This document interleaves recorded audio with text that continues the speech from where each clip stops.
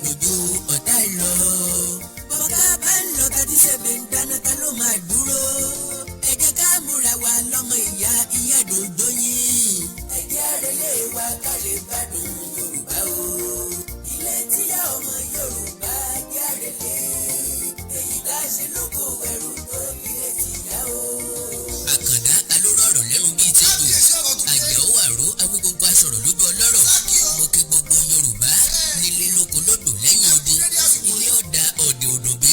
akó àrùn mọ́ra iṣẹ́ òkìjìpá. láti ìgbà tá a ti gbòmìnira. yọ yàtọ̀ láńwé lójoojúmọ́. kàkà kó tù kọ́dẹ̀ kọ́gbà. líle ní fojoojúmọ́ lé sí bí ewé akíkan. kàkà kó san ìnájà.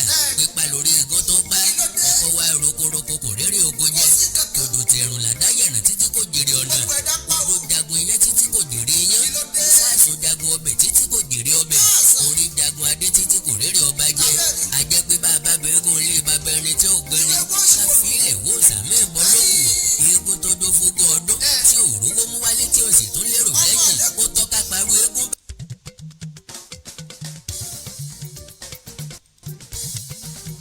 mo ti kọ́ lélẹ̀ mẹ̀mẹ̀ sórí apá tátátátátátá.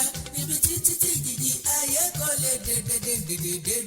nígbà nánánánánà lọ́kàn mi yóò bá lẹ́lẹ́lẹ́lẹ́lẹ́. alẹ́ lólóló yàyà mo láyọ̀ ní bẹ́ẹ̀bẹ́ẹ̀bẹ́ẹ̀bẹ́ẹ̀. mo ti kọ́ lélẹ̀ mẹ̀mẹ̀ sórí apá tátátátátá. ẹ má bínú nẹ́tíwọ̀kì ló ṣe bákan. níbi títí tí jìjì ayé kọ́ lè dédédédédé. ẹ̀kọ́ ní kókó kì í ṣẹ́jú alágbàdo. ẹ má bínú ẹ foríjì mi ọwá bẹ́ẹ̀ ni o. mo kí gbogbo yín káàbọ̀ padà sórí ètò yìí. ṣé ẹ gbàgbé advice tí mo fi síwájú náà ni wípé ẹ̀yin tí ẹ bá lọ ṣe photocopy id card voters card NIN tàbí international passport tàbí driver's license.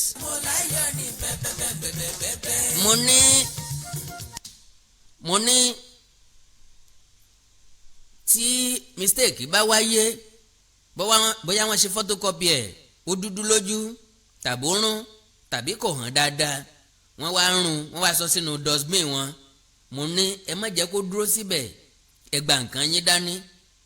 bí wọn ò bá fẹ́ filẹ̀ ẹ sọ pé kí wọ́n fàya lójú yín kí wọ́n wá kó èjíjà ẹ̀ sọ́wọ́ yín kẹ́ wá lọ dànù fúnra yín. ìdí ni wípé àkíyèsí tá a ṣe ni wípé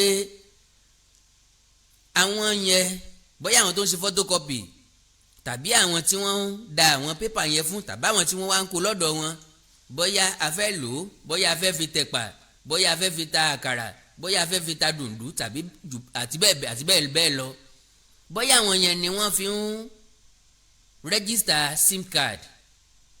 ṣé ẹ mọ̀ wípé details ti yín ni tán bá ti fi rẹ́gísítà sim card àwọn sim card yìí ni wọ́n ń tà fún àwọn tí wọ́n ń ṣe iṣẹ́ láabi bí àwọn ọmọ yahoo àti àwọn tí wọ́n ń lu jìbìtì káàkiri tí wọ́n ń ṣiṣẹ́ tí ò mọ́. so ni mo fi mí ní tẹ́ ẹ̀ bá kakún tẹ́lẹ̀ wípé ìyẹn ti wéṣẹ̀ àbí ẹ má wọrí ẹ fi sílẹ̀ bẹ́ẹ̀. ẹ jẹ́ ká mọ̀ kíyèsí gbogbo nǹkan tó bá jẹmọ́ details wa tó jẹmọ́ profile wa tórúkọ wa nọ́mbà wa address ilé wa wà ń bẹ̀. ẹ jẹ́ ká wà very very conscious lórí wọn. advice tí mo kọ́kọ́ mú wá nìyẹn. lẹ́yìn ẹ̀ láti wá sọ̀rọ̀ nípa ìṣẹ̀lẹ̀ tó ń ṣẹlẹ̀ ní ìpínlẹ̀ Ọ̀ṣun.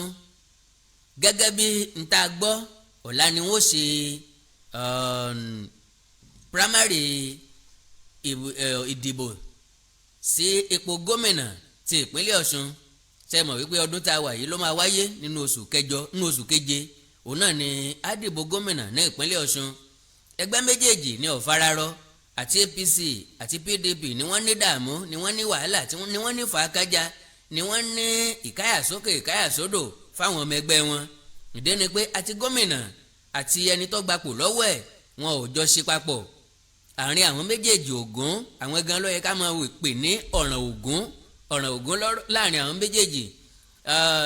mo láǹfààní àti wà níbi tí gómìnà Gbóyèga Isiaka Oyètọ́lá ti lọ ṣe campaign ní ká sọ pé ń ṣe ni àbí ó ń ṣe tọ́ káàkiri. mo láǹfààní láti wà nìkan nínú ẹ̀. ohun tí ó gbìyànjú láti sọ fáwọn èèyàn ń bẹ̀ òun ni wípé báwọn kan bá débí tí wọ́n bá pera wọn ní tọ́ọ̀pù tọ́ọ̀pù wọn èyí tó bá wù yín ní ká ẹ ṣe fún wọn èyí tó bá tọ́ sí wọn ní ká ẹ ṣe fún wọn. pípè fún ìjà nìyẹn from the side of governor of Osun state tí wọ́n pè ní state of Osun táwọn ò bá wọn pè bẹ́ẹ̀ Osun state làwa mọ̀ àmọ́ state of. Now ẹni tí Isiaka gba ipò lọ́wọ́ ẹ̀ ti ṣe ọ̀gbẹ́ni Rauf Adésọjí Arẹ́gbẹ́ṣọlá, òun náà ni ó ti fa òǹdíje dupò gómìnà kalẹ̀ ní sáìdì ọ̀dọ̀ tiẹ̀.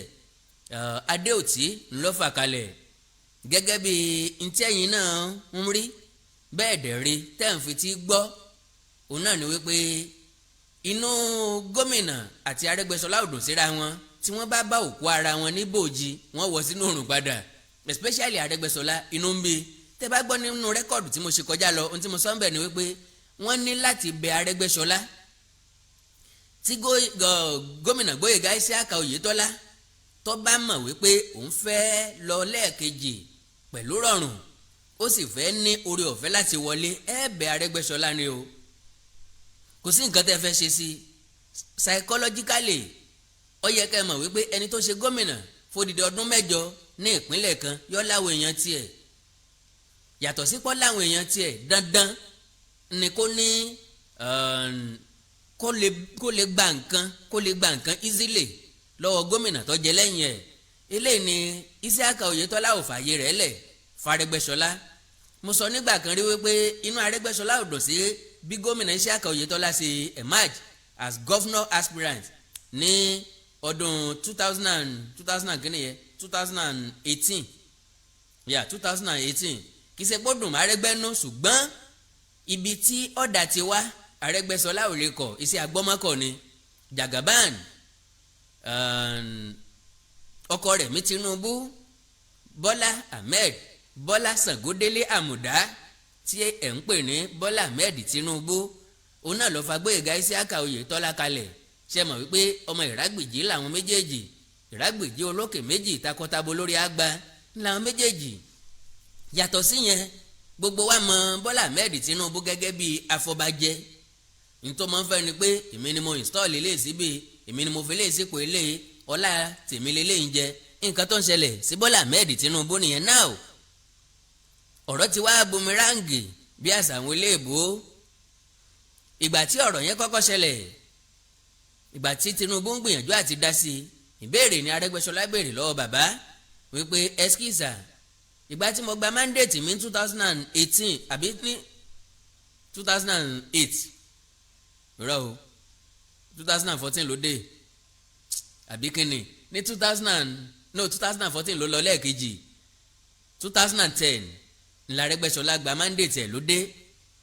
Ó ní gbogbo àwọn kọmíṣánná tó bá mi ṣiṣẹ́ ńgbà náà èwo ni mo dámọ̀ ńbẹ̀ ṣe bẹ́yìn lẹ fà wọ́n kalẹ̀, which is very very correct because asọ́ngbà yẹn tẹ́ ẹ̀ bá gbàgbé wípé Tinubu ló fọ́ọ̀sì àwọn kọmíṣánná lé wa lórí látèkó wá nígbà yẹn. So now same thing ni wá ń ṣẹlẹ̀ yìí. Arẹ́gbẹ́ṣọlá náà láwọn èèyàn tiẹ̀ tó fẹ́ kí gómìnà Isiaka Gbóyèga Oyètọ́lá kọ́ bá òun fi wọ́n sí ààyè ibì kan tó jẹ́ pé káwọn náà láǹfààní láti jẹ nínú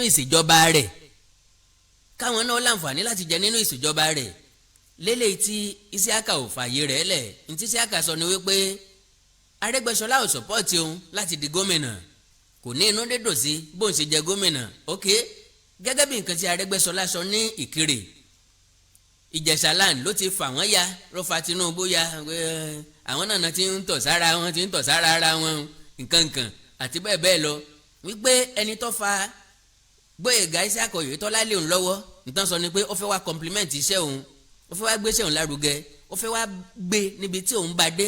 Ṣùgbọ́n gba tí Isiaka dé ó gùn léṣẹ́ tiẹ̀ number 1. Secondly ó bẹ̀rẹ̀ sí ní ba orúkọ òun jẹ́ àti àwọn iṣẹ́ tóun ti ṣe sílẹ̀ ó bẹ̀rẹ̀ sí ní bàjẹ́. Naturally ẹni tó bá Yorùbá ní òjò máa ń pani wọlé onílé láìmọye ìgbà. Ẹni tó bá mọ̀ wípé òun ọ̀lọ́ lẹ́ẹ̀kejì kò yẹ kó tí ì máa yìnbọn sílùú bí yóò tiẹ̀ bínú sárẹ́gbẹ́ ó yẹ kó kọ́kọ́ parí táàmù àkọ́kọ́.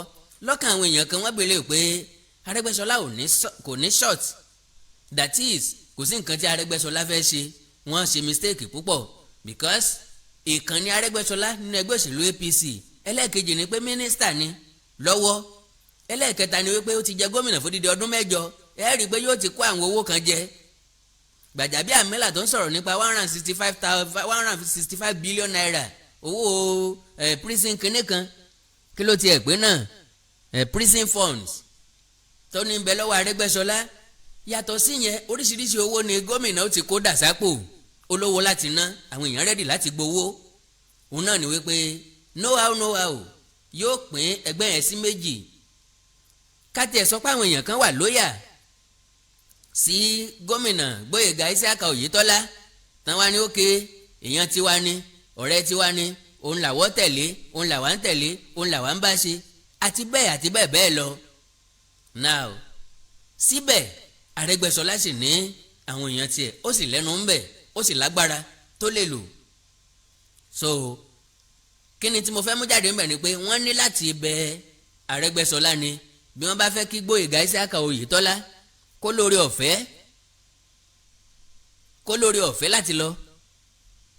ọ̀fẹ́ láti lọ lẹ́ẹ̀kejì.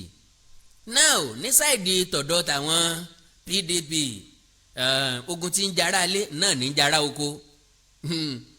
Àwọn náà fẹ́ ṣe congress ní Wednesday tó rí kọjá yìí àti Thursday náà fẹ́ ṣe world congress wọn.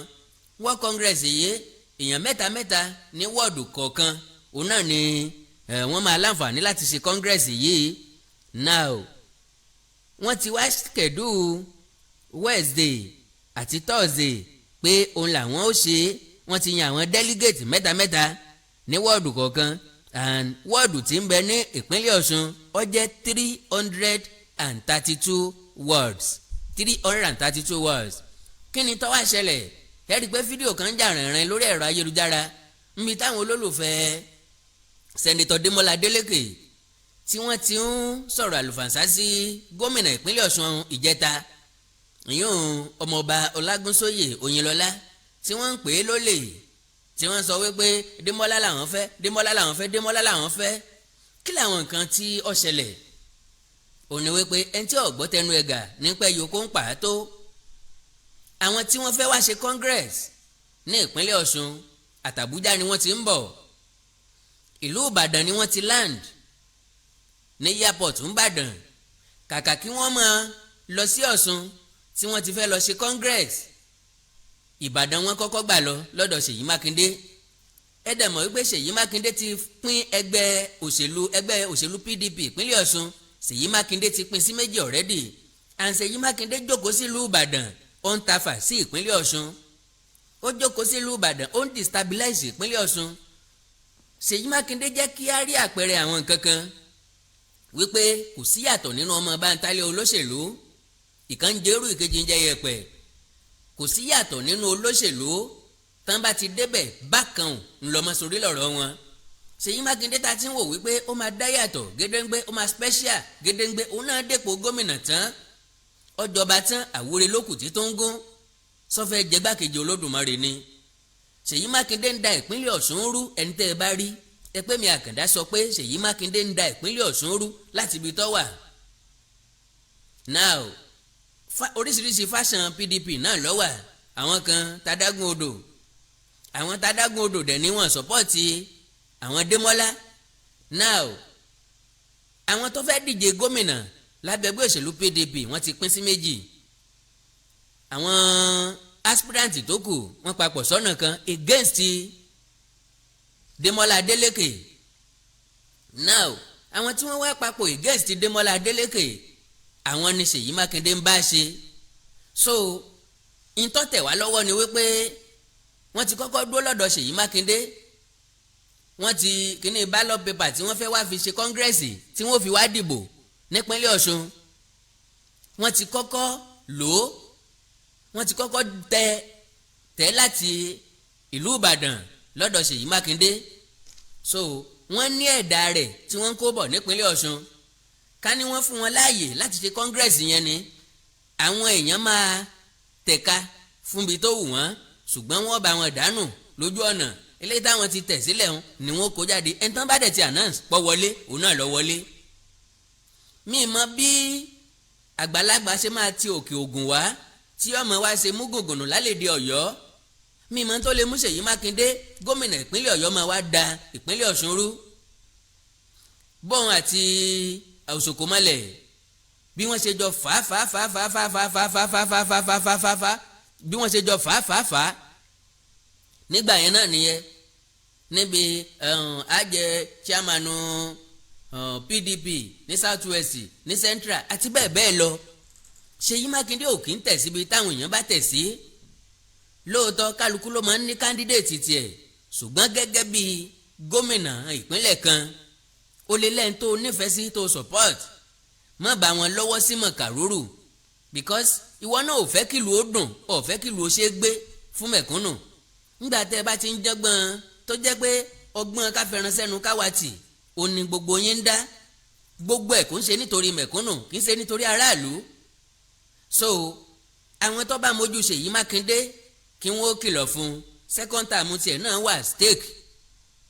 So kó di ibi tó wà mọ́ ajá ò ní rorò kó sọ ojúlé méjì ìlú tiẹ̀ lọ́wọ́ àwọn ìpínlẹ̀ tiẹ̀ lọ́wọ́ àwọn kó má wàá da ìpínlẹ̀ tiwa rú. A kì í mọ̀ pọ̀n bí ọlọ́mọ àìmọ́jó ni kálejò kó má jó o bónílé bá ti ń jó o kálejò owó ràn ni. Àwa náà mọ ìrìn àjò ara wa rìn ẹjọ́ torí Ọlọ́run kẹ́nìkan kan mọ̀ pè mí a mọ ìrìn àjò ara wa rìn gẹ́gẹ́ bí ìpínlẹ̀ gẹ́gẹ́ bí àwọn èèyàn tí ń bẹ ní ìpínlẹ̀. So kí Ṣèyí Mákindé kó jẹ́ kí ó rodò kó lọ sinmi. Now kí báwo ló ṣe wá kan ọmọọba Ọlágúnsóyè Òyìnlọ́lá òun náà ni wípé ìgbà táwọn èèyàn yẹn kú n'Íbàdàn tí wọ́n sọlẹ̀ sípínlẹ̀ Ọ̀ṣun ó ní hòtẹ́ẹ̀lì tí Ọlágúnsóyè Òyìnlọ́lá ti lọ pàdé wọn ibẹ̀ ni wọ́n ti embarrass ẹ̀ yẹn. So àwọn èèyàn yẹn fọkàn sí wípé òun náà ti lẹ̀dí àpò pọ̀ mọ́ wọn ìyẹn hàn sọ́lọ́run bóyá lẹ̀dí àpò pọ̀ mọ́ wọn o bóyá kò sọ́pọ́ọ̀tì wọn o bóyá òun kàn lọ gẹ́gẹ́ bí àgbẹ̀gbẹ́ ìyẹn ni ò hàn sí mi. Ṣùgbọ́n n tí àwọn loyalist sẹ́nitọ́ Démọ́lá Adélékè tí àwọn rí òní wípé wọ́n fọkàn sí pé Oyètọ́lá náà ń against àwọn. Now bá a bá fẹ́ kí ló dùn kí ló ṣe gbé kí ṣe bí tí wọ́n ti ń fi tìpátìkúùkù di primary ṣe congress nǹkan kan yìí wọ́n jẹ́ nǹkan tó bá yàn lọ́kàn jẹ́. Now that for that ìyẹn fún àwọn olóṣèlú ìpínlẹ̀ Ọ̀ṣun àti congress tí ń bọ̀ lọ́nà ṣé ẹ ti gbọ́ tẹ́ ẹ bá gbọ́ kí n sọ fún yín ń pé ilé ẹjọ́ magistrate nílùú Àkúrẹ́ wọ́n ti jẹ́lé woman kan tí fídíò kan ń jà rìnrìn káàkiri ìlú nígbà kan wípé ọmọ ọdún 12 kan ọkùnrin wọ́n fi bíléèdì yálára báyìí látàrí pé kíni wọ́n ní ó jí ẹran jẹ nínú pọ́ọ̀tù. Èmi àtẹ̀yìn tá a bá bẹ̀rẹ̀ sí ní béèrè lọ́wọ́ ara wa nísìnyí ẹ̀yin náà lè sọ pé ẹ jí ẹran jẹ ńgbà tẹ́ wà ń kékeré. Ọmọ ọdún 12 ni ọmọ yìí ọmọ ọ̀dọ̀ ni lọ́dọ̀ wúmà yẹn tó ń jẹ́ opó. Okòdùn ro lálágbẹ̀dẹ̀ ń pọkọ́tà ẹni tó jẹ́ opó ó yẹ kó ní àánú lójú gẹ́gẹ́ bẹ́ẹ̀ mi ṣe rò. Kò sẹ́ni tó wo fídíò yẹn tí ò bọ́mọ yẹn sunkún. Èmi ò tiẹ̀ lè wò ó púpọ̀ mo láǹfààní àti wò ó díẹ̀ mi ò lè wò ó púpọ̀. Gbogbo apá ẹ̀ báyìí ni wọ́n fi bíléèdì bàjẹ́ kìkì ẹ̀jẹ̀. Àwọn aláàánú ni wọ́n gbé ọ̀rọ̀ yẹn lọ sọ́dọ̀ àwọn ọlọ́pàá káwọn ọlọ́pàá tó arrest ẹ̀ kí wọ́n tó charge sílé ẹjọ́. Ilé ẹjọ́ ti wá ní kí wọ́n oríṣi ẹ̀sùn 5 ni wọ́n fi kàn án. Ìkan nínú ẹ̀sùn yẹn wọ́n ní kó lọ sí ẹ̀wọ̀n ọdún 3 àbọ̀ pẹ̀lú iṣẹ́ àṣekára.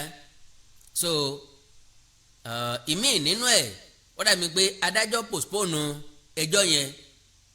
So that means if care is not taken yóò lọ fi aṣọ péńpé roko ọba níbi tó bá wà ní yóò ti mọ kábàámọ̀ ní tó ṣe. Ọmọ kékeré ọmọ ọdún 12 bó bá jí ẹran jẹ èèyàn lè mú ẹgba ẹfun ní 3 lọ́wọ́ eléyìí ẹfun ní 3 lọ́wọ́ eléyìí ó ti tó. Tó bá jẹ́ ọmọ tó máa yí padà bẹ́ẹ̀ bá dẹ̀ lè nà ẹfun ní punishment pé kó fìkà dólẹ̀ tàbí kó máa mu sìgá ọ̀bọ. Bá ṣe máa ń pọ́nìṣì wá ń gba kékeré nìyẹn.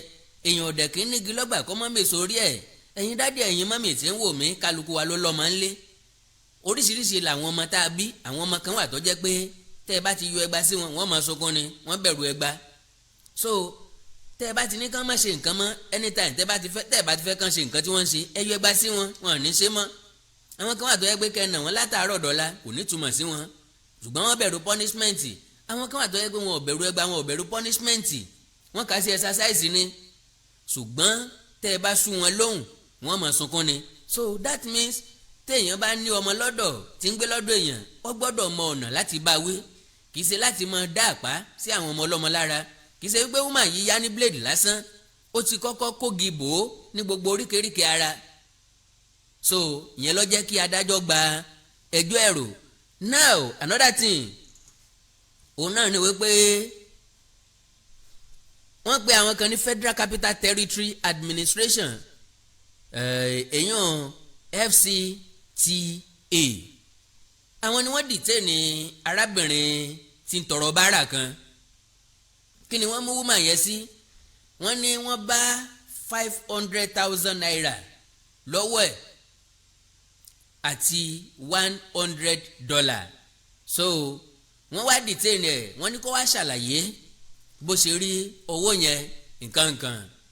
Now nǹkan tá à ń sọ nípa àwọn security agency wa lélẹ́yìí misplaced priority náà ń pè yẹn torí pé ẹni tó jẹ́ ẹni tí ń tọrọ báárà nílùú Àbújá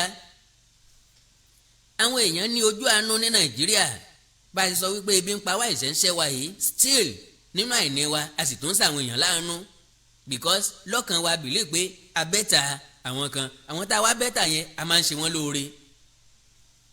ó possible dáadáa kí woman yẹn ní 500,000 naira lọ́wọ́ tẹ́ ẹ bá rí àwọn owó yẹn máa mọ̀ wípé òun ló ní nǹkan ẹ̀. wọ́n ti dì í nídìí bíi 20,000 naira 10,000 naira báwọn oníṣòwò ṣe máa ń di owó yẹn tó yẹ pé tó bá ti ka 10,000 naira wọ́n yọ̀ kan nínú kọ́rẹ́nsì yẹn wọ́n á fi wé eléyìí tó kù láti mọ̀ ní ìdí pé ok 10,000 lélẹ̀ 20,000 lélẹ̀ 50,000 lélẹ̀ woman yẹn ti di nǹkan ẹ̀ bẹ́ẹ̀. ẹni tí ń tọrọ báárà ni ó lè má ní grace láti gbé owó ẹ̀ lọ sí bank. ó lè jẹ́ pé wàhálà báǹkì ó dàbí pé bọ́yẹ̀sẹ̀ ń yọ lẹ́nu kò lè rìn ó nìkan dẹ̀ ló ń tọrọ báárà rẹ̀ hàn mú pẹ̀lú ọmọ hàn mú pẹ̀lú ẹnìkankan bọ́yá kò fẹ́ lọ sí bank bọ́yá òun rewó yẹn jọ ń bi tó ti ń tọrọ báárà pé tó bá ti pé kóun ó fi ṣe bísínẹ́sì kan nobody knows.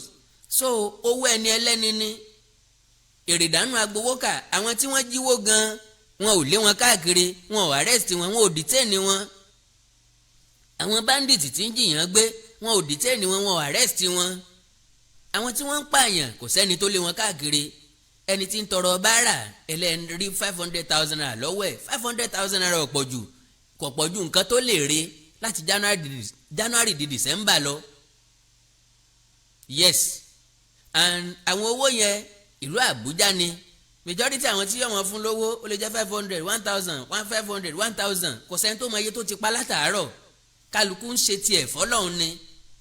So ó possible lérò tèmi ó possible kí woman yẹn ó ní iye owó yẹn lọ́wọ́ fúnra lára ẹ̀.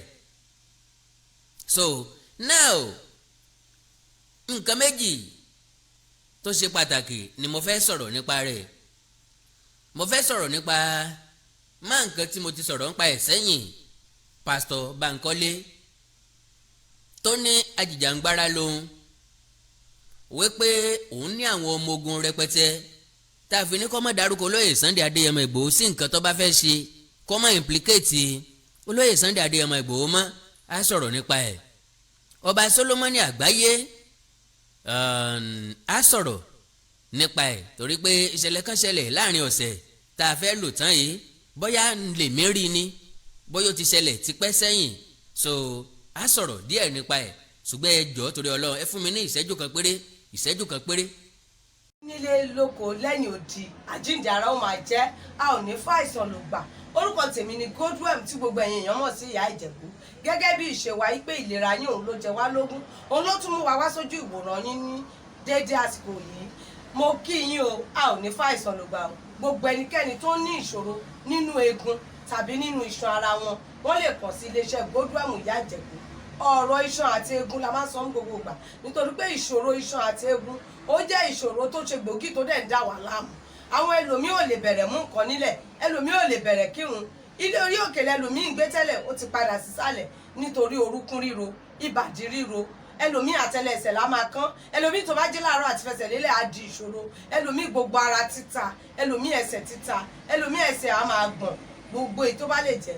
Ṣé wá rí ó ṣeé ṣe kó jẹ́ arthritis lẹ́ní, ó ṣeé ṣe kó jẹ́ rheumatoid arthritis or osteoarthritis, èyíkéyìí tẹ́ bá ní, bó sì jẹ́ gout ni, gbogbo ẹ̀ lágbára Ọlọ́run ká. Ẹlòmíì arthritis ẹ̀ ọmọ ọwọ́ ló ti máa mú, tọmọ ọwọ́ ẹ̀ á máa wú tá a máa dùn, ẹlòmíì á máa sọ fún ẹ pé èjìká ló ń dùn òun, ẹlòmíì ìbàdí, ẹlòmíì orúnkún á máa wú. Gbogbo èyí tó bá lè jẹ́, iléeṣẹ́ Godwem Ìyá Ìjẹ̀bú last bus stop yìí ni lórí ọ̀rọ̀ arthritis yìnyẹn. Bákan náà ni ẹ̀yin ọkùnrin tẹ ní ìṣòro tó jẹ́ kùdìẹ̀kùdìẹ̀ tá à ń pè ní prostate enlargement, táwọn Yorùbá ń pè ní ìsétọ̀. Prostate enlargement àmì méjì ló mú wá, ẹlòmíì ò ní rí tọ̀tọ̀ rárá, ẹlòmíì tó bá fẹ́ tọ̀ á máa rí ìnira, ṣùgbọ́n ẹlòmíì tó bá ní ìtọ̀ púpọ̀ jù ni á máa tọ̀ léra wọn, ó lè tọ̀ lẹ́ẹ̀mẹwàá kílẹ̀ ò tó mọ́, ẹlòmíì kò tó débi tó máa tọ̀ sí ìtọ̀ yá ti máa jábọ́. Ṣùgbọ́n kí wá ṣe prostate enlargement nìkan ló lè fà kí wọ́n máa tọ̀ púpọ̀, torí prostate enlargement ọkùnrin nìkan ló ń ṣe, ṣùgbọ́n ìṣòro ìtọ̀ púpọ̀ ó lè ṣe obìnrin náà. Obìnrin tó bá ní bladder infection àbí weakness of bladder, òun náà lè máa tọ̀ púpọ̀ jù. Ẹlòmíì á ní infection tó ti pẹ́, ó lè jẹ́ kó máa tọ̀ púpọ̀ jù. Ẹlòmíì dẹ̀rẹ̀ diabetes insipidus tó ń pè ní àtọ̀gbẹ ló fà á tó fi ń tọ̀ púpọ̀ jù. So tẹ́ bá ti ń rí irú àwọn àmì gbogbo yín náà lẹ lè kàn sí iléeṣẹ́ Godwem Ìyá Ìjẹ̀bú. Bákan náà ni àwọn ìṣòro tó ń àfẹ́tì àwọn ọkùnrin wa tí ò ní lè jẹ́ kó ṣojúṣe wọn nínú ilé, tó máa di kó máa ka newspaper lálẹ́, gbogbo àwọn ìṣòro tó lè fà bíi weak erection, premature ejaculation, jẹ̀dí ni. A ní 3-in-1 kan ní iléeṣẹ́ Godwem Ìyá Ìjẹ̀bú tó jẹ́ pé ó dára fún àwọn ọkùnrin wa tó lè máa lò, tó máa tún àgọ́ ara wọn ṣe. Á kọ̀rẹ́ẹ̀tì ìṣòro tẹ̀ níyẹn ni, tó yẹ pé ìṣòro yẹn á kú òǹbẹ pẹ̀lú ògo Ọlọ́run. Bákan náà ni hepatitis tó ń ṣe ooru inú ẹ̀dọ̀, a máa ń mẹ́nubà ń gbogbo gbà. Ìdí tí mo dẹ̀ fi mẹ́nubà ni pé wọ́n ti sọ pé kò gbóògùn, ṣùgbọ́n Ọlọ́run ti fún wa ní ewé àti egbò tó lè bá wa bójútó hepatitis tí ń ṣe ooru inú ẹ̀dọ̀ tẹ̀ níyẹn. Ooru inú ẹ̀dọ̀ ni, ṣùgbọ́n ó lè fà á kí pains wa máa dìde nínú, ó lè lead sí liver problem tá a bá tètè bójútó. Ẹlòmíì dẹ̀rẹ̀ ó lè jẹ́ kí ẹyin ojú ẹ̀ máa yẹ́lò, ó lè jẹ́ kíto ẹ̀ máa yẹ́lò, ṣùgbọ́n ẹlòmíì ẹyin ojú ẹ̀ lè máa yẹ́lò, kíto ẹ̀ máa yẹ́lò, kó jẹ́ jaundice lòun ní o. Ẹlòmíì inú ẹ̀ lè máa ga, kó jẹ́ enlarged liver ló ní o. Torí ìdí èyí ó máa ń dára ká ṣe àyẹ̀wò. Ẹnikẹ́ni tó bá ti rí kùdìẹ̀kùdìẹ̀, ẹ jẹ́ kí wọ́n ṣe àyẹ̀wò, kí wọ́n mọ kí ló dé, kí nìkan tó ń ṣe àwọn, ìyẹn ló máa jẹ́ ká mọ irú ọ̀nà tá a máa gbà ràn wọ́n lọ́wọ́. Pákéjì ti wà lóríṣiríṣi fún rheumatoid arthritis, fún prostate enlargement, even fún prostate cancer. Tí wọ́n bá ní prostate cancer, ó lè máa tọ̀ kíto ẹ̀ kó máa ní ẹ̀jẹ̀ nínú àbí kó máa ní ìrora. Èkéyìí tí ìbàjẹ́ Ọlọ́run Elédùmarè ti fún wa lágbára láti fi òpin sí. Ẹ̀rọ ìbánisọ̀rọ̀ mi ni 080 330 34777 080 330 34777. Nọ́mbà yìí náà ni nọ́mbà WhatsApp mi. Kò sí ibi tí ẹ̀dẹ̀ wà tí oògùn wa ò ní dé. Gbogbo ẹ̀yin náà tẹ̀ tí ń gbalẹ̀ máa jẹ́rìí sí ibikíbi tẹ́ wà, bó jẹ́ US, bó jẹ́ Canada, bó jẹ́ UK, wherever you are, oògùn yìí máa dé ọ̀dọ̀ yín. Ibikíbi tẹ́ lè wà nílẹ̀ adúláwọ̀ ni, nínú Nàìjíríà ń bí ni, gbogbo ibikíbi tí ẹ wà, bó jẹ́ Èkó ni, Ìbàdàn ni, Àbújá ni, Port Harcourt ni, wherever you are, oògùn wa máa dé ọ̀dọ̀ ẹ pẹ̀lú ògo Ọlọ́run. Ẹ má ṣe gbàgbé ẹ̀rọ ìbánisọ̀rọ̀ mi tí ń ṣe 080 330 34777. Òun náà ni WhatsApp nọ́mbà mi, ẹ má ṣe gbàgbé. Pẹ̀lú ògo Ọlọ́run, last bus stop yín ni Godwem Ìyá Ìjẹ̀bú. Àlàáfíà lójú o.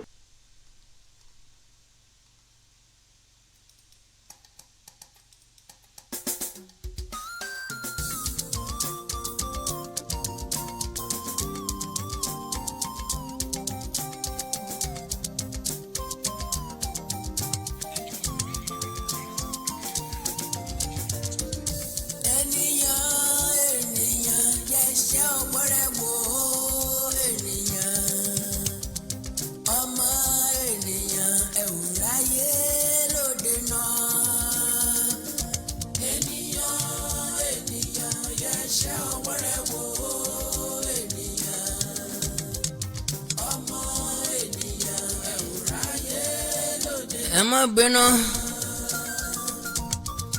ọmọkùnrin yìí ló tún ti jáde wípé òun fẹ́ wá da ìpínlẹ̀ Ọ̀ṣun rú lọ́la. òun ó bá wọn fa wàhálà ní ìpínlẹ̀ Ọ̀ṣun lẹ́kìtì. òun ó jẹ́ kí ìjọba mọ̀ wípé ìdìbò ò ní wáyé ní ìpínlẹ̀ Ọ̀ṣun àti ìpínlẹ̀ Èkìtì.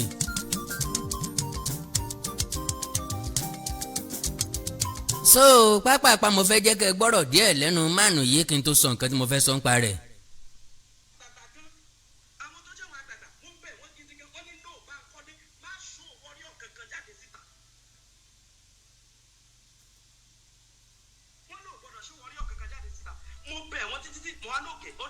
ṣó díẹ̀ káwọn yẹn lè mọ̀ wípé a ní àwọn warriors.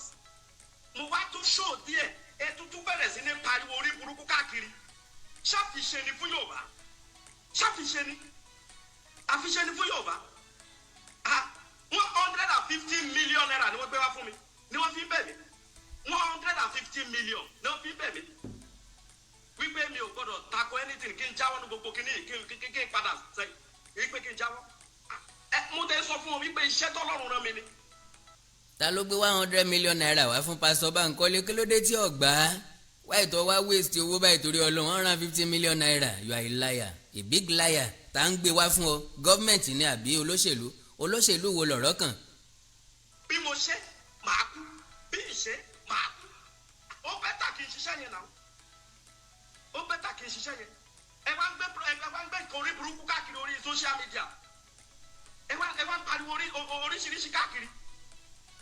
omíyalé wa lọ bá àlùmọ̀rú fún náà wá gbé orí míyalé wá sórí prógámù. ẹ jọ ìbéèrè tí mo fẹ́ kọ́kọ́ bí gbogbo yín ni wípé gbogbo yín tẹ́ ń sọ̀rọ̀ orí burúkú káàkiri ṣé ilé Chief Sunday Igboho ni wọ́n ti pa èèyàn? ṣé ọmọkùnrin tí wọ́n pa yẹn ṣé ẹ mọ̀ pé union ni tẹ́lẹ̀ ni? ṣé gbogbo yín mọ̀ pé union ló ń ṣe ni? ṣé bí union ló ń ṣe? ṣé ẹ mọ̀ pé union ló ń ṣe ni? lẹ́yìn ìgbà tó ń ṣe union yẹn ọ̀pọ̀lọpọ̀ wọn wọ́n pọ̀ bẹ́ẹ̀ tí wọ́n sásá bẹ́ẹ̀ Chief Sunday Igboho. now báwo lẹni tó ń ṣe union tí wọ́n jọ ní àwọ̀ láàrin ara wọn tó wá sáwọnú Yorùbá nation tó wá ń wọ aṣọ Yorùbá nation ẹ jọ báwo ni wọn ò ṣe ní dá dúró nígbà tí wọ́n bá rí láti bu aṣọ yẹn kúrò lọ́rùn ẹ̀ pé aṣọ Yorùbá nation orí burúkú wò ló ń wọ̀ káàkiri.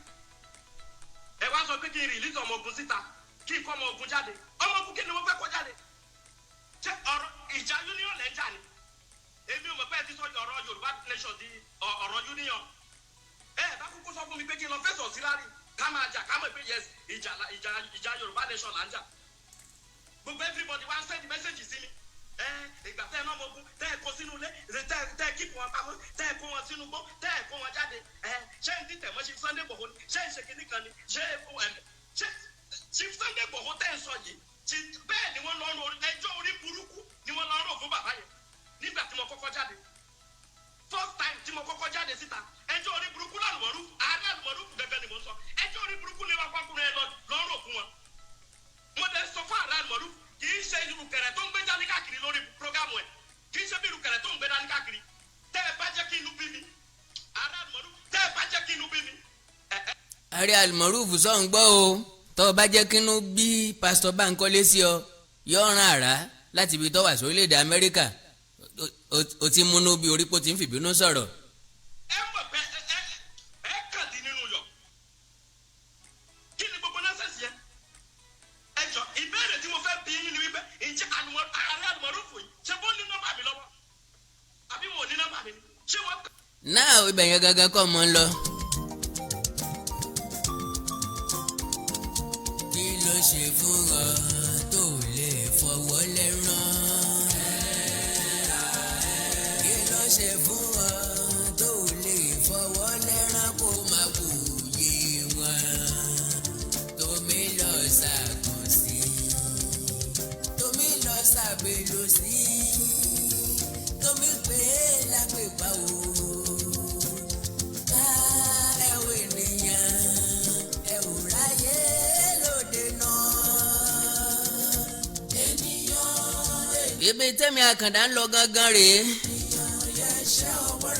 èyí tó ń bá àyàn lọ́kàn jẹ́ ni wípé majority àwọn èèyàn ṣe ń believe nínú empty promises láti ọ̀dọ̀ pastor Felix Bankole. ìyàlẹ́nu bẹ́ẹ̀ ni wípé àwọn èèyàn sì gba máàlù yìí gbọ́. Yorùbá yóò ti pẹ́ tó ká ẹ tó sọnù ká ẹ má bàa sọnù. ẹ ti rí mẹ̀sáyà tuntun àbí?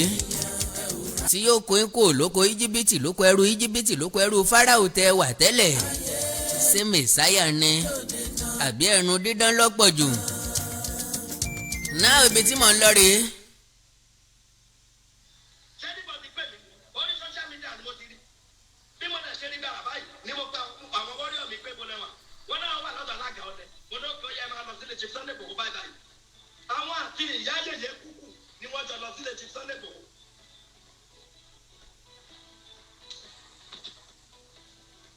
Ọlọ́run yóò ràn wá lọ́wọ́, Ọlọ́run máa fún wa ṣe. Yorùbá nation tá lépa ẹ̀ lágbára Ọlọ́run máa tẹ̀ wá lọ́wọ́. Ẹja fèsì nǹkan tá à ń fèsì lọ, nǹkan tá a bá ń lọ ní kẹ́jẹ́ ká máa bá lọ. Èkìtì fẹ́ gbàlejò ogun, Ọ̀ṣun fẹ́ gbàlejò ogun. Èkìtì fẹ́ gbàlejò ogun. Àwọn gẹ́gẹ́ mọ̀ pé wọ́n fẹ́ gbàlejò ogun. Ọ̀ṣun fẹ́ gbàlejò ogun. Bẹ́ẹ̀ ni táàkùkù òdìbò bá ti fẹ́ ṣẹlẹ̀ tí wọ́n bá ti fẹ́ dìbò Èkìtì. Gbogbo ẹni bẹ̀lẹ́kì tó máa sá kúrò torí ogun fẹ́ ṣẹlẹ̀ ń bẹ̀. Wọ́n sọ fún yín gbogbo ẹnu ni mo fi sọ. Gbogbo ẹnu ni mo fi sọ. Èkìtì máa gbàlejò ogun. Ọ̀ṣun state máa gbàlejò ogun. Kì í ṣe ogun pé kì í ṣe fíìmù kéékèèké. Sísí fíìmù ni. Bá a kọ́ lébẹ̀ máa rí ní ẹ̀ǹdì ẹ̀. Ogun gbé wájú ogun bọ̀. Ìjà bọ̀ níwájú. Ẹ fi tọrọ.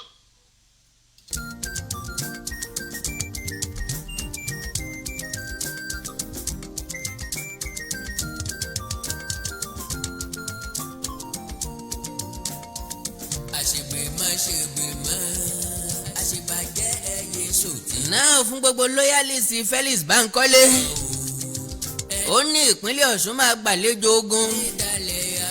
That is, we are expecting him tomorrow. Ibi ìsánála tí kí èso oògùn bí wọ́n bá ti di primary ní ìpínlẹ̀ Ọ̀ṣun wọ́n ó dìbò ńlá o wọ́n ó dìbò gbogbogbò ti gómìnà o. So I expect Felix Bankole ní ìpínlẹ̀ Ọ̀ṣun lọ́la kó tètè wá dí wọn lọ́wọ́ kó káwọn ọmọ ogun ẹ̀ wá sọ́ṣun bí ọ̀bá ti wá lè kó wọn wá kó má sọ nǹkan kan mọ́ pọ́ panumọ́ forever kò ní nǹkan kan. Ó lóun ní àwọn ọmọ ogun tó ń ra yúnífọ́ọ̀mù sí lọ́rùn 45,000 naira ló lóun ra yúnífọ́ọ̀mù kan òun sì ra bí 500.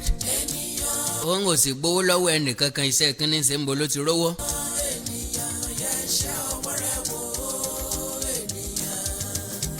Ìgbà wo làwọn èèyàn ó promise asánda ohun tí ò lè ṣẹlẹ̀ wọ́n máa sọ ọ́ jáde lẹ́nu pé yóò ṣẹlẹ̀ tàbí pé ó lè ṣẹlẹ̀. Bankole empty barrel ni ọ́ ò ní nǹkan kan ò sì lágbára láti ṣe nǹkan kan fún ìran Yorùbá.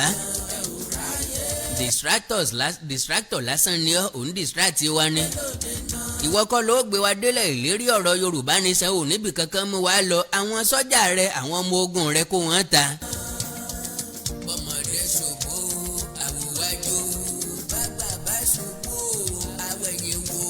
Náà ìbéèrè mi àkàndáhùn náà ni wípé majority àwọn tí wọ́n ń tẹ̀lé Bankole lẹ́yìn àti àwọn bíi tiẹ̀ tí wọ́n ní kò ní sí ìdìbò ní ìpínlẹ̀ Èkìtì ní ìpínlẹ̀ Ọ̀ṣun wáì tí wọ́n sápamọ́ kí ló dé tí ẹ̀ jáde sà kí ló dé tẹ́ ẹ̀ jáde mọ̀ gbogbo ẹ̀yin tẹ́ ń lẹ́nu àti gba Yorùbá nation kò sí nǹkan tó kan àti gba Yorùbá nation pẹ̀lú election ìpínlẹ̀ Ọ̀ṣun àti ìpínlẹ̀ Èkìtì ọ̀tọ̀ọ̀tọ̀ ni ṣègede ń dágbá òkú ọ̀pápọ̀ mọ́yàwó òkú òrìtẹ́ ìyàwó rìsọ́ọ̀sì ni. àná má gbàgbé wípé ìdìbò yẹn ẹ̀tọ́ àwọn èèyàn kan ni.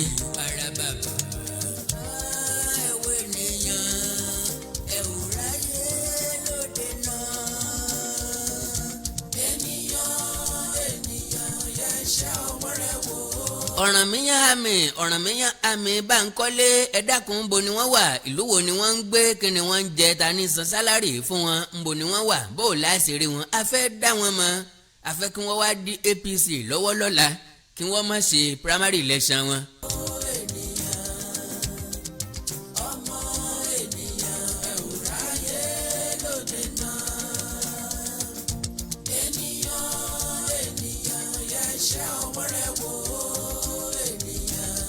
wẹ́ẹ̀ làkàndá lórí ọ̀rọ̀ lẹ́nu bíi tẹ́jọ́ àgbà tó bá lómi inú kì í dún òfìfo àgbà nìkan ní máa pariwo ẹ̀ ń bá ní nǹkan kì í sọ pé òun ní nǹkan ẹ mọ̀ pé a sọ fáwọn àgbẹ̀ kò ṣì àbí àgbẹ̀ kọ́ gbó wọn tí wọ́n ń jò náà pé àwọn lọ fi àwọn lo oògùn dúdú bí Republic of Benin bí wọn ò bá fi olóyè Sunday Adéyẹmọ Ìgbòho sílẹ̀ tá a fi ní irọ́ ni wọ́n ń pa àwọn ò ní nǹkan kan ẹ̀ ń bá lóògùn kì í sọ pé òun lóògùn ẹ̀ ń bá ní egbé àtàfẹ́ẹ̀rí kì í sọ pé òun ní ẹ kọ́kọ́ lọ ná ẹ bá wa gbé ẹ̀gbọ́n wa jáde ẹ já rí báyìí pé ó ti jáde kúrò ní Republic of Benin o bóyá odidi gọ́ọ̀mẹ̀ntì Republic of Benin bóyá wọn ò ní bìlífù ìran Yorùbá bóyá gbogbo àgbáyé ò ní gbà wá gẹ́gẹ́ bí alágbára.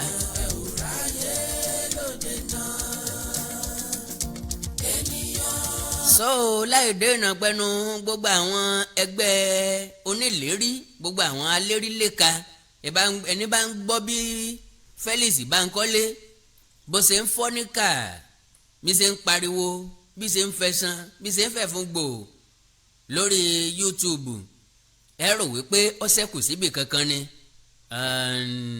ọ̀pọ̀lọpọ̀ ọ̀rọ̀ la fẹ́ sọ ń pa rẹ̀ nígbà yẹn ṣùgbọ́n tá a gbégi lé tá a sọ mọ́ torí àwọn ìdí kan ṣùgbọ́n máàlù yìí tún kọ̀ kò dákẹ́ ó ní àwọn èèyàn kan wá fi 150 million naira bẹ òun pé kò wọ́n dákẹ́ who is he ta lòun kí ló gbé dání tá a mọ̀ kò lọ́ ẹ̀ lọ́yọ̀ọ́ so my advice to Ààrẹ Almaroof ni pé Ààrẹ Almaroof sọ́ra rẹ inú ń bí Bankole gan Mario òdìkejì rẹ o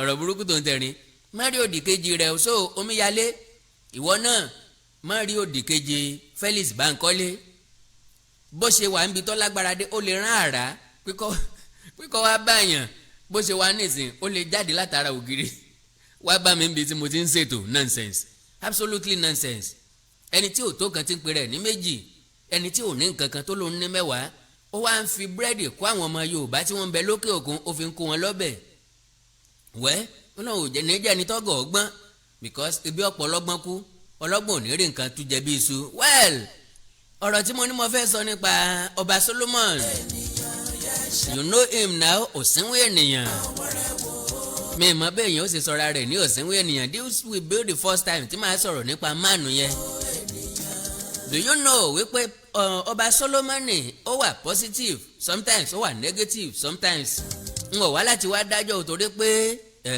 kò sí yàtọ̀ nínú wa o kò sí ẹni tó clean nínú wa kò sẹ́ni tó gbọ́n nínú wa kò sì sẹ́ni tó mọ̀ ọ́n ṣe nínú wa oníkálukú wa ń gbìyànjú tiẹ̀ láti kópa tiẹ̀ ní society àti ní generation tá a wà yé òun náà ni gbogbo wa ń gbìyànjú.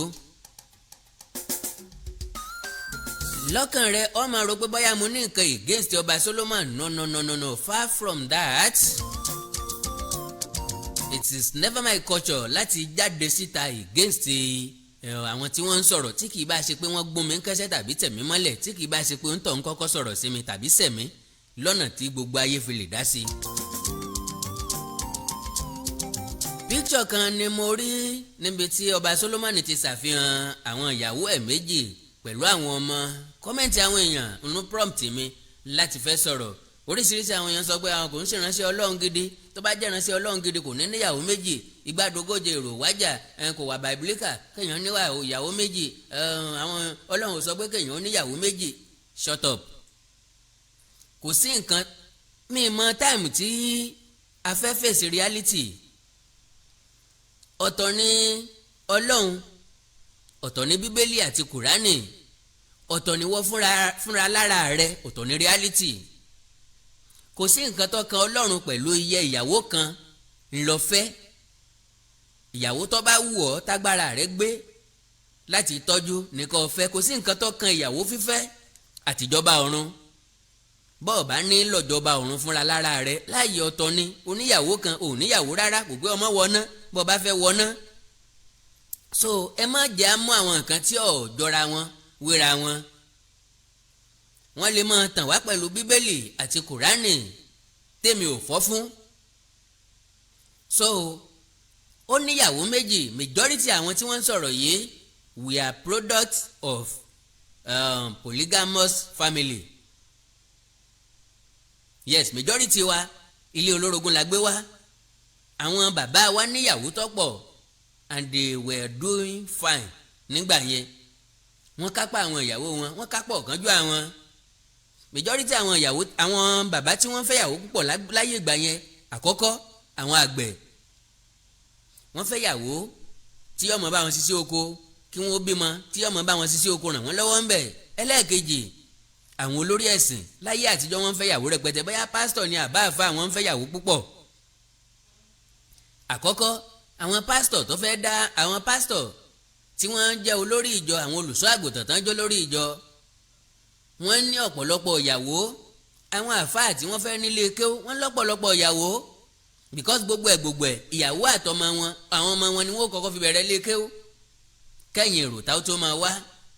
so ẹ̀sìn Islam fọwọ́ sí pé kéèyàn fẹ́ yàwó rẹpẹtẹ. now gbogbo ẹ̀yin tẹ́ máa ń rìfáà sí bíbélì dọ́sí mi pé ọba Solomon nínú bíbélì ọba David Abraham Isaac Jacob àti bẹ́ẹ̀ bẹ́ẹ̀ lọ dọ́sí mi wípé wọ́n wọná dọ́sí mi pé wọn ò ní rọrùn wọ̀ dọ́sí mi pé inú Ọlọ́run ò dùn sí wọn. wáì tọ́lọ́run fi fún wọn láǹfààní láti fẹ́ yàwó rẹpẹtẹ ńgbà tí inú Ọlọ́run ò bá dùn sí. so ọ̀pọ̀ nínú wa ni wọ́n ti kó wa níyè lọ wọ́n ti kó wa nínú lọ wọ́n ti kó wa ń fún lọ ìfún onífun là ń lò. so as far as I'm concerned ọba Solomon fi àwọn ìyàwó méjèèjì ẹ̀ hàn. My dear brothers and sisters, ó bẹ́ta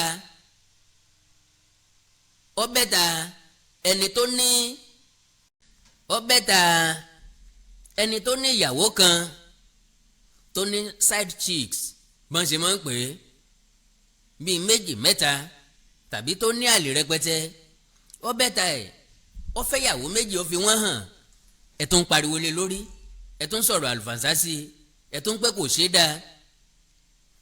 ọ̀tọ̀ ni ọ̀rọ̀ bíbélì ọ̀tọ̀ lọ̀rọ̀ Quran and majority àwa tá à ń kàrà mọ́ ẹ má bínú o kírísítẹ́nì lèmi náà ṣùgbọ́n àwọn ibìkan wà tá a ti ń get it wrong.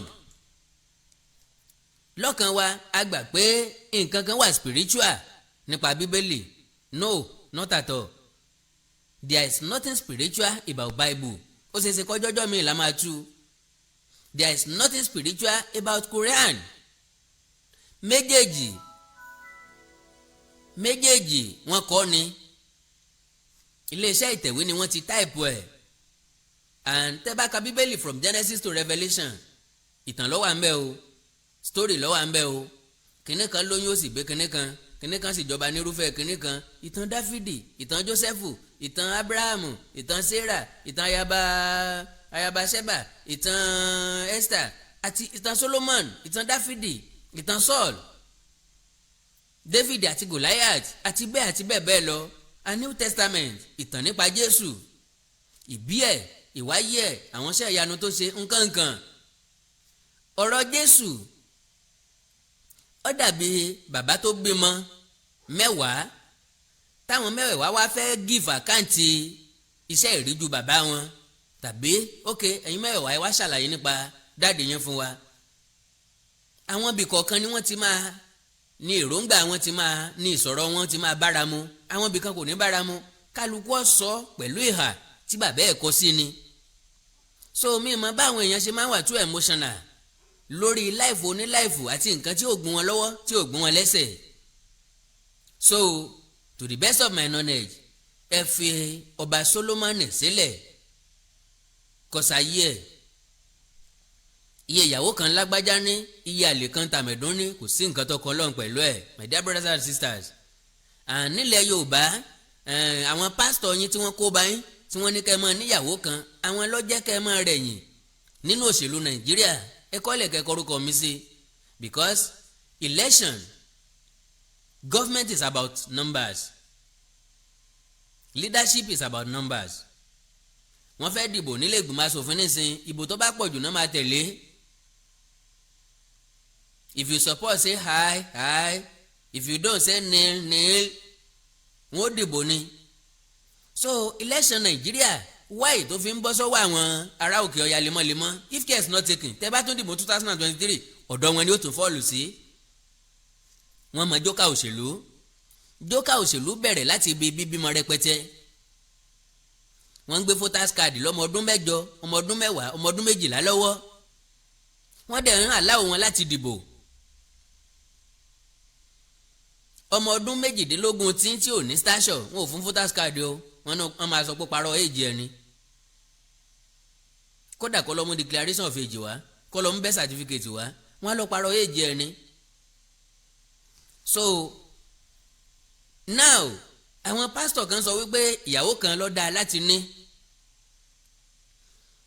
àwọn churches kan ò mind iye ìyàwó téèyàn bá lè fẹ́ like irú ṣọ́ọ̀ṣì wa kérúbù àti séráfù iye ìyàwó tó bá wù ọ́ ló lè fẹ́ bá mi ní iye ìyàwó tó wù wọ́n the same thing as celestial àwọn orthodox yẹn àwọn ìjọ tó ẹ̀sẹ̀ dé nìsín àwọn ni wọ́n gba ẹ̀sìn ọ̀hún lágbàsódì kì í dẹ̀ ṣe pé wọ́n gba lágbàsódì náà n tí ń ṣe wọ́n ni wípé ọ̀nà láti kó àwọn èèyàn ní papá mọ́ra ọ̀nà láti wọ́n ṣiṣẹ́ lórí ọpọlọ àwọn èèyàn láti kó àwọn èèyàn sígbèkùn ọpọlọ sódà wọn ò ní lè dánú rò fúnra wọn ẹ̀zálì ní tó ń ṣẹlẹ̀ nìyẹn so iye ìyàwó tí táyé fẹ́ tàbí kàyìndé fẹ́ kò ní nǹkan kan ṣe pẹ̀lú ìgbésí ayé wa kò kan ọlọ́run kò gbọ́n ọlọ́run lọ́wọ́ kò gbọ́n ọlọ́run lẹ́sẹ̀ ọlọ́run níyàwó tá a fẹ́ fẹ́ kò lọ́mọ tá a fẹ́ fẹ́ ọlọ́run ní sọ̀kalẹ̀ wá láti wá bá wa bọ́ wọn ntí agbára rẹ bá gbé òní kò ṣe so lágbájá gbàyàwó ẹnìkan tàmẹ̀dún gbọ́kọ ẹnìkan kì í ṣe nǹkan tó yẹ ká máa gbé pò yẹ ẹnu because ibi tó bá fọ́ọ̀lù sí kálukú ni yọ́ mọ̀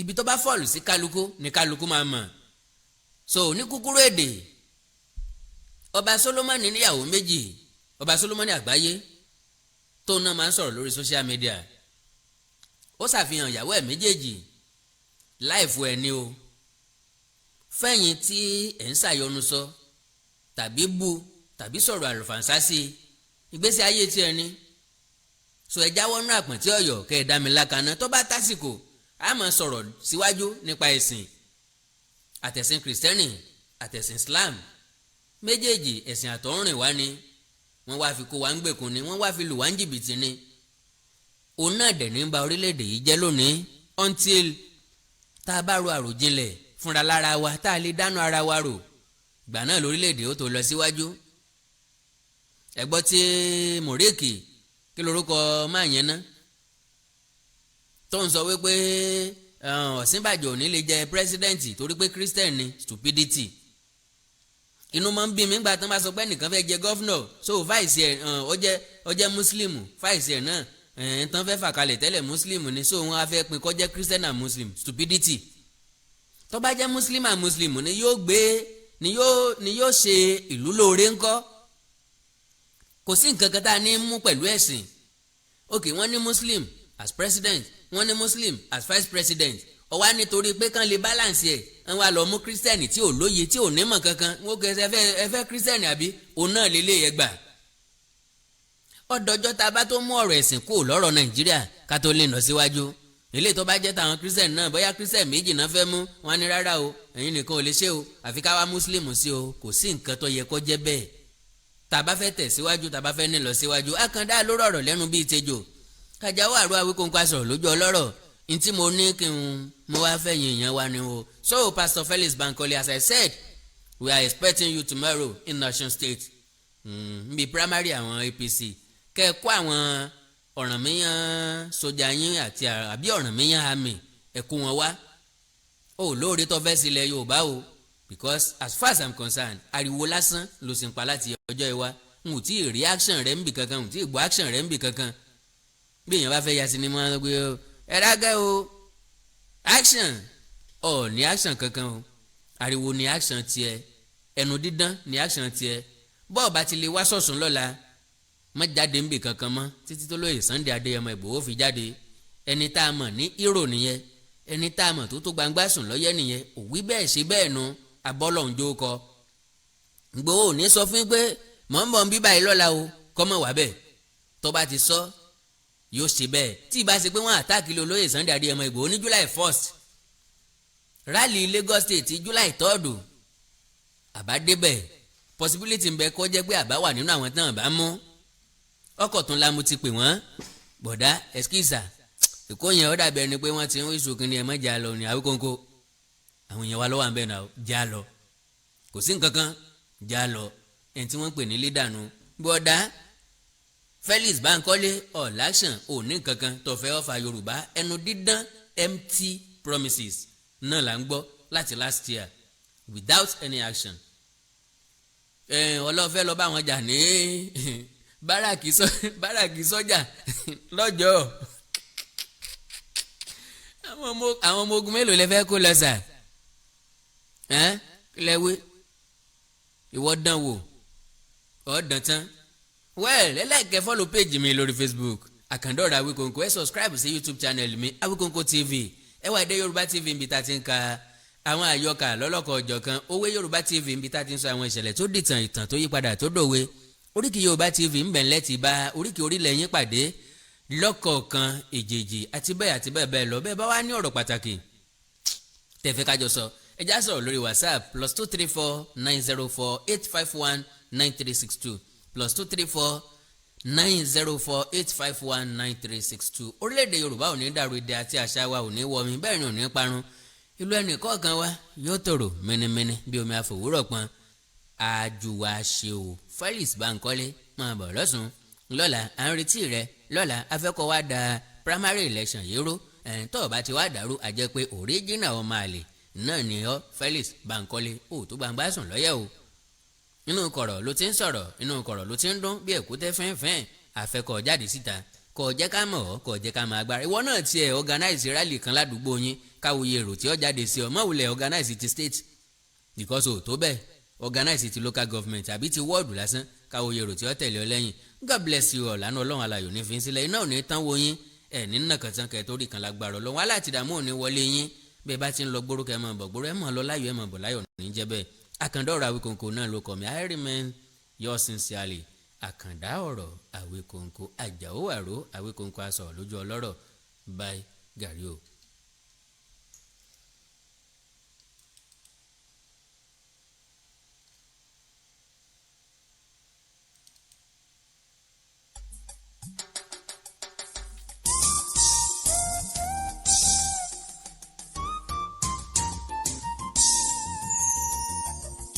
ẹ má lè gbòòhò kiri ẹ má wá kó má sẹ́ni tó ṣe o ẹ má dọ̀dẹ̀rẹ̀ mọ́ o agbẹnusọ ló má jẹ́ o ẹ má lè gbòòhò kiri ẹ má wá kó má sẹ́ni tó ṣe o.